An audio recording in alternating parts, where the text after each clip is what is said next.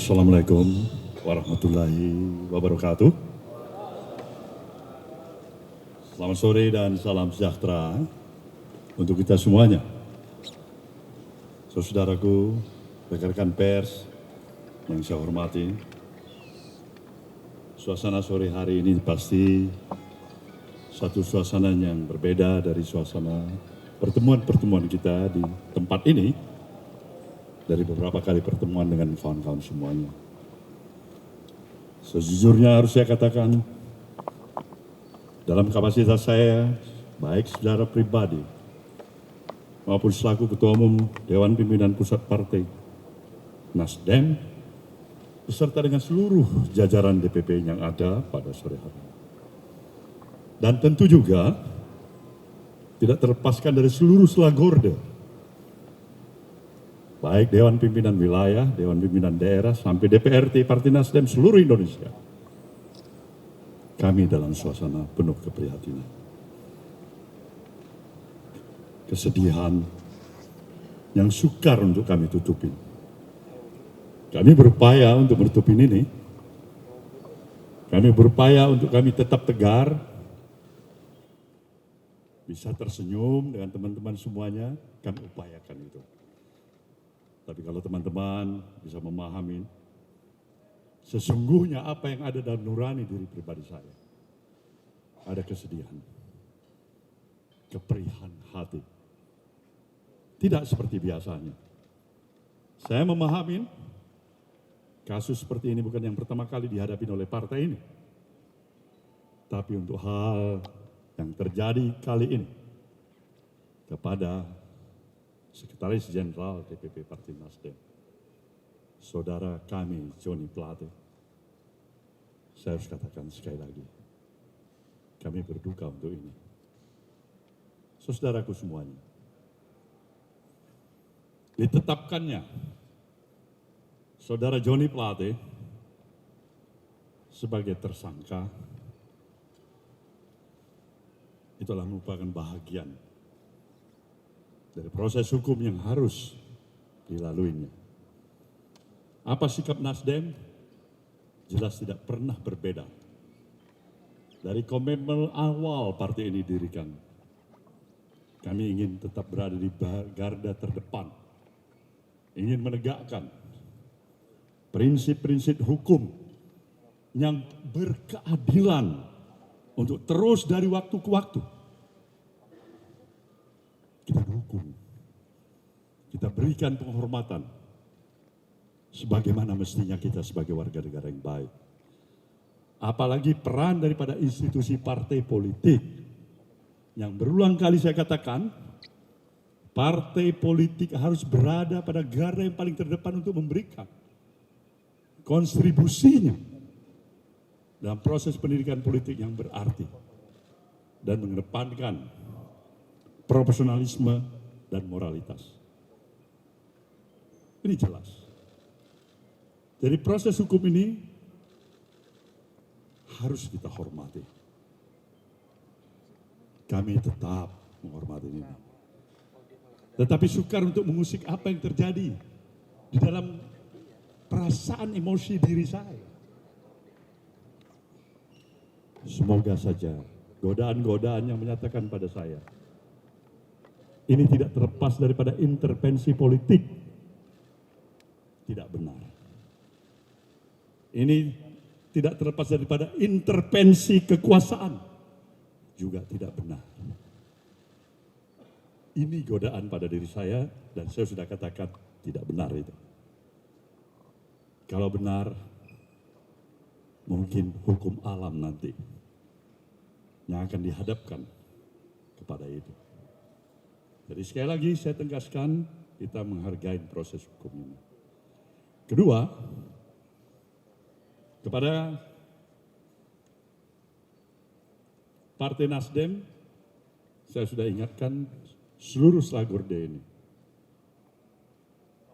untuk tetap bekerja seperti biasa. Tidak mudah terprovokasi. Jangan kasih tempat siapapun yang mencoba untuk mengadu domba di antara kita satu sama lain. Karena kita lebih mengedepankan komitmen kita terhadap stabilitas nasional yang kita miliki. Ini jelas komitmen kami yang kedua. Dan yang ketiga, mengingat tugas dan kesibukan, posisi dan peran kesekjenan. Maka pada hari ini kami telah memutuskan Saudara Haji Muhammad Taslim, Harbalis Taslim, sebagai pelaksana tugas kesekjenan sekjen. Inilah yang bisa kami berikan keterangan pada saudara semuanya. Dan tentu saya pasti memahami kawan-kawan dan saudara semuanya ingin bertanya kepada saya selaku pucuk pimpinan partai ini. Saudara boleh bertanya apa saja. Terima kasih. Nah, lalu lintas sinergi. Siap. Mohon izin Pak Surya dan jajaran elit Partai Nasdem. Mohon izin bertanya Pak Surya, ini sudah kali kedua Sekjen Partai Nasdem, yang pertama dulu Rio Capella dan sekarang Pak Joni Plate terlibat dalam pusaran korupsi. Apa evaluasi ke depan Pak yang akan dilakukan? Yang kedua adalah bagaimana setelah kasus Pak Joni Plate ini hubungan antara teman-teman Nasdem dengan Istana akan seperti apa Pak? Itu aja, terima kasih. Baiklah. Silakan. Selamat sore, Andi dari Kata Data. Dari? Kata Data, Pak. Katadata.co.id. Ada dua pertanyaan. Pertama, tadi siang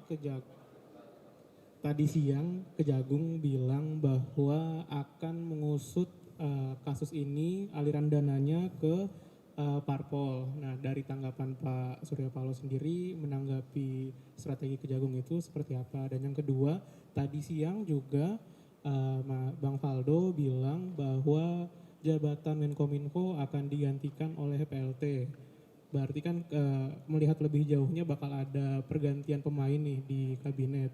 Dari Nasdem sendiri apakah akan menyajikan atau mesuguhkan nama baru ke Presiden untuk menggantikan Pak Joni, atau seperti apa strategi ke depan untuk masih ada dalam kabinet?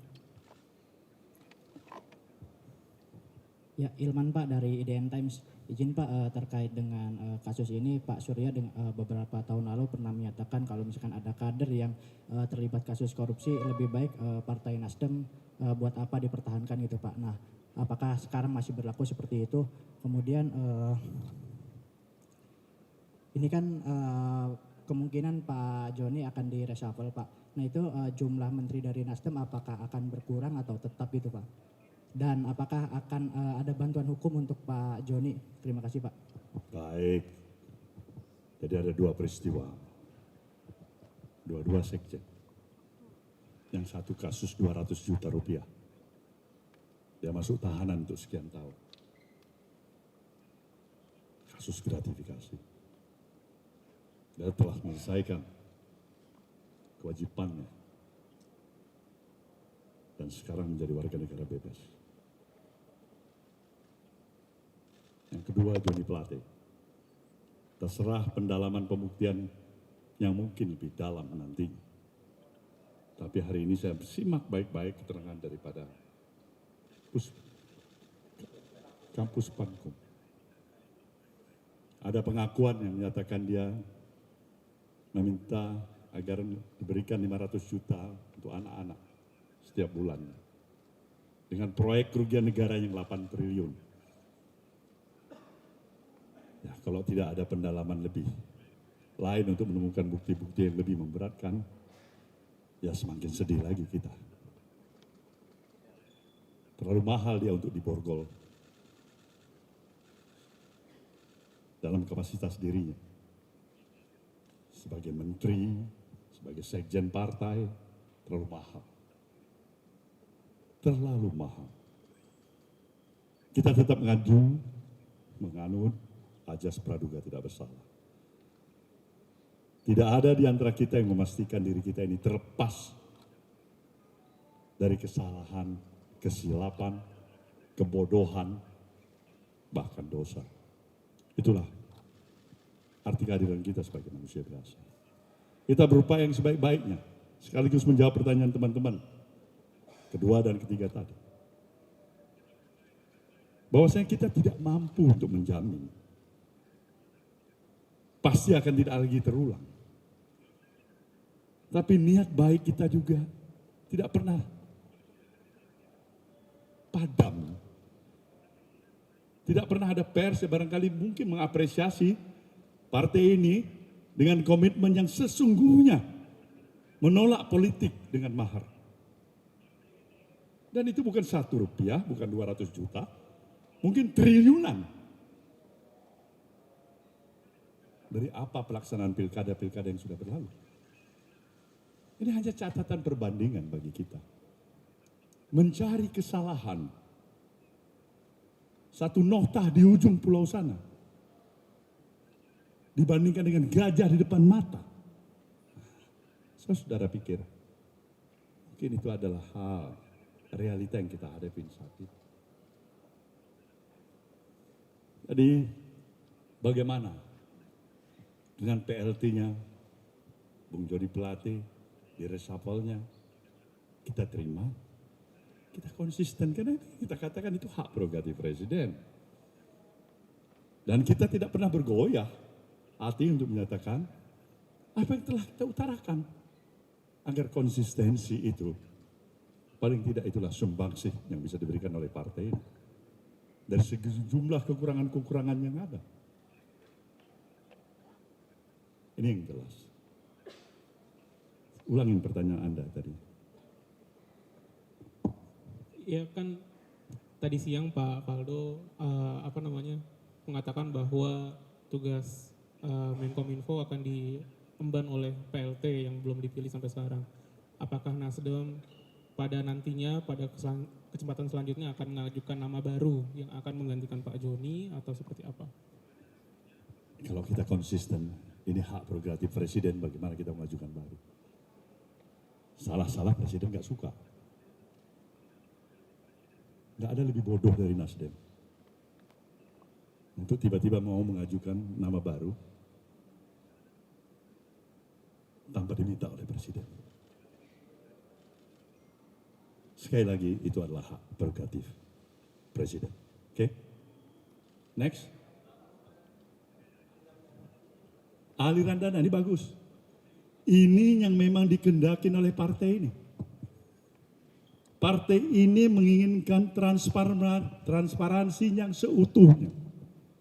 Sekali lagi saya katakan, transparansi yang seutuhnya.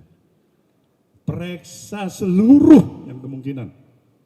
Dari ujung kiri ke ujung kanan, dari barat timur, atas bawah, siapa saja yang terlibat. Periksa juga seluruh unsur yang ada di institusi manapun, termasuk partai Nasdem ini. Nasdem welcome itu. Kita menyambut itu. Dan berikan juga hukuman yang setimpal. Tanpa ada lex spesialis dalam pengertian privilege. Si A boleh diperiksa, si C tidak boleh diperiksa. Semakin sedih lagi kita. Semakin sedih. Tapi kalau transparansi itu dilakukan dengan kemampuan profesionalisme Kejaksaan Agung kita, yang bebas juga dari intervensi siapapun, dan juga kepentingan politik dari manapun, kenapa kita tidak berikan dukungan sepenuhnya? Jadi kalau kawan-kawan tanya, Nasdem mau berikan dukungan sepenuhnya atau setengah? Saya bilang totalitas kita akan berikan dukungan itu. Agar semua kita tuntaskan. Kalau enggak sia-sialah kita untuk menginginkan dan memperjuangkan sesuatu misi besar, membawa kemajuan bangsa dan negara, menjaga demokrasi negeri ini, dan memperjuangkan rasa keadilan yang sesuai dengan komitmen kebangsaan kita. Itu kira-kira. Pak, pertanyaan Pak dari saya sini Pak. Ramli dari Times Indonesia. Saya pengen minta tanggapannya dari Pak Surya Paloh tentang yang sudah ramai di media sosial. Ini kan sudah dikomentari oleh semua masyarakat, Pak, bahwa kasus ini ada intervensi dari kekuasaan dan salah satunya karena ada pandangan politik yang berbeda antara Pak Surya Paloh, mungkin ya pendukung Anies, dan pemerintah mungkin ke salah satu kandidat. Mungkin itu, Pak. Bagaimana tanggapannya, Pak? Tanggapan saya ini sebenarnya harus mengkaji ulang. Apakah itu benar? Saya pikirkan ulang. Jadi dalam proses itu saya berkontemplasi. Sampai sejauh ini saya berpikir positive thinking, nggak ada itu intervensi. Sejauh ini. Tapi kita nggak tahu esok hari. Kita nggak tahu siapa yang garanti bahwa kasus ini tidak diintervensi. Mungkin sekarang, saat ini tidak. Besok, lusa, minggu depan, bisa saja terjadi. Jadi tanggapan saya, semuanya, apabila kita sayang pada negeri ini, buanglah kepentingan subjektivitas, buanglah kepentingan sesaat. Jika memang kepentingan strategis yang lebih besar menunggu kehadiran kita. Itu. Izin Pak, saya Adi dari TV One ingin bertanya mengenai pencalegan Pak Johnny Plate. Apakah ada pengaruh dan elektabilitas Nasdem mengenai pencalonan Anies, Pak? Terima kasih. Ya, kawan-kawan tahu itu. Sebenarnya pertanyaan Anda bisa jawab, pengaruh pasti ada. Institusi partai politik yang dibangun oleh kekuatan persepsi dan keyakinan publik, salah satu faktor atau key factors yang menentukan sekali. Kalau wartawan, barangkali kawan-kawan wartawan, ya mempunyai opini, Nasdem itu memang udahlah, memang itu partainya bullshit, itu nggak ada artinya, itu lemah, itu salah, itu bohong, itu memang nggak perlu kita hukum, itu rusak itu elektoralnya. Tergantung bagaimana kita membangun persepsi publik, dan itulah peran rekan-rekan institusi pers yang saya nantikan dan saya harapkan, pers yang bebas dan tetap mempunyai rasa tanggung jawabnya, tapi pada profesionalisme dan etik yang kita miliki. Bapak izin sedikit lagi, Bapak mau tanya, saya Rumondang dari Detikkom, mau tanya soal apakah sebelumnya Pak Plate pernah mengajukan untuk mundur dari Menkominfo sebelum ini. Kemudian soal pencalekan Pak Plate yang sudah berjalan, apakah pendaftarannya ditarik atau seperti apa? Kemudian tadi soal bantuan hukum kepada Pak Plate terkait hal ini seperti apa? Terima kasih. Pertama, sebagai sekretaris jenderal dan saya dalam kapasitas sebagai ketua umum, tentu saya wajib mendalami kasus ini. Toh ini sudah cukup menjadi konsumsi publik dalam beberapa waktu. Joni juga sudah periksa berapa kali. Pertanyaan saya sederhana. Bung tahu, saya ketua umum di sini menyerahkan semua energi dan idealisme saya, waktu dan tenaga pikiran saya. Saya tidak mempunyai interest apapun untuk duduk dalam suprastruktur kekuasaan dan pemerintahan. Saya ingin mengabdikan diri saya untuk membangun negeri ini. Satu hal yang saya minta dari Anda, jujurlah, Anda ada terlibat atau tidak? Hal yang prinsipil sekali. Kalau ada urusan tetek bengek, saya nggak campurin itu. Hal yang prinsipil sekali, yang bisa merusak kita semua. Dialog ini 1 kali, 2 kali, 3 kali. Dia menyatakan nggak ada. Itu yang pertama. Maka saya confident untuk dia sebenarnya tidak terseret dalam situasi seperti apa yang dialami oleh dirinya hari ini, yang di Borgol tadi masuk. Saya membayangkan bukan hanya anaknya, istrinya, cucunya. Itu barangkali yang menyentuh rasa human hati saya. Tapi itulah konsekuensi yang juga harus dibayar oleh. Kedua, mengenai masalah pencalekan. Ini kita akan konsultasikan dengan KPU.